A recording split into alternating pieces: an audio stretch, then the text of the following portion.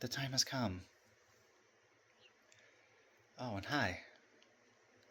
Welcome back to what the fuck am I doing with my life? No, I'm just kidding. Am I though? Time to take these suckers out. How many was there? Like 120? Took me, what was it? Like 6 hours? I'll tag the past post. But my first time doing a 2-strand twist. Success. I see what the hype is all about. I will be doing them again. I enjoyed them. And now I'm excited to see the kink, because they've been washed and dried. It's been, how long has it been? 2 weeks? Ish? I'll have to look. So, finna find a podcast. Got the beanies right here. And we're gonna do this thing.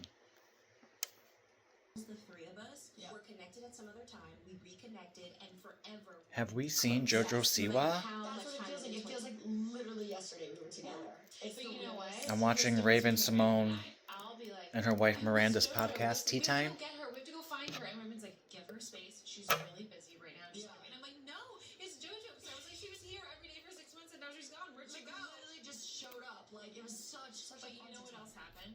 What? Is that you So I think I'm going to do the rubber bands, all the rubber bands, and then pull them apart. Stopped hanging out was like when we started prepping Karma. Yes. And so it just got chaotic, and then I moved with Nana. Do you want a preview? Let's see.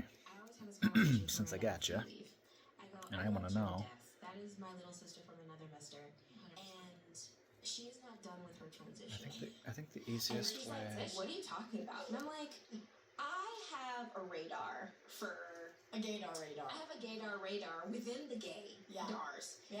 And I truly believe that there are times that She looks good. Like She's cute. You can embody both masculine and is she still a she? in such a seamless way. Thank you. And I wonder if you ever. Oh, this is gonna be a minute. Actually, like last I don't want me to rip them too hard. I actually really question not my sexuality. It's so kinky. But actually, for a second, was like. So, non-binary friend come into my life and just getting to know them more, I was like, huh, am I this? Like, I really did question it for a second. I never overly thought about it, and I never was ashamed of it or anything. I just was like, huh, I wonder. That's what my whole head's gonna look like. I always loop back around to that's not how I feel, and I think I just like to sometimes present more masculine, but I definitely in my core and here we go. Maybe more grown adult. Like after watching that documentary, I was like, ugh. I didn't want to waste all these these rubber bands. I was talking to people at Brown College about because at Brown College, I sound like an idiot. Brown University about because I was like, look, we are I all can't, going and I through refuse. the same thing at this age right now. You are becoming a baby adult. We But are all finding it's out going. Something is changing. We are all finding out a new place to live. We are all finding out how to decorate our own place for Christmas. Like, there's so much I'm figuring out. Those are small things. No, you're very correct. And I think it is all relative to where you are in your life. And then you have perspective and hindsight through our experience as we grow. And Some of them are loose enough. Like I think this one is. Oh. And tell us what our topic is for today's episode. It's so fun. I know, right? Yeah, you can reach or you can call the pot. You got it, Joe. You did it. What is it? Oh, see, that's the trick with scissors. I don't know if I'm trimming the rubber band or my locks sometimes. I think I just got my lock. That's for you. That's what I'm I know. I could see that. That's what she was figuring out. She was like, this looks empty as hell. Oh, just a little bit.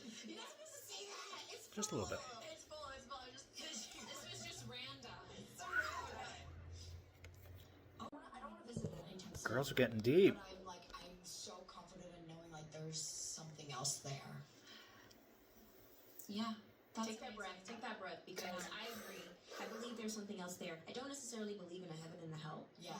I do believe, though, that we are energies, and when we lose the vessel in which our energies inhabit, the energies don't die, they move on. They help the spirits that are captured in these bodies move. Yeah. And then I do believe that the heaven and hell that other people have categorized.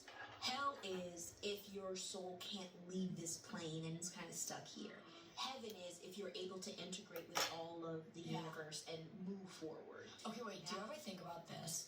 So, like, just say each of our energies is this, like, little ball of light, right? Yeah. Think about all the amounts of people that have passed away. Do you think, like, you're, like, trying to move through like this? It's hilarious. Like, it's incredibly crowded. Like, do you think it's, like, the afterlife is crowded? No. Or do you think you're, like, almost, like, alone, but with your people that are on Earth? Well, what I think is that the universe is infinite, so space is absolutely forever wide.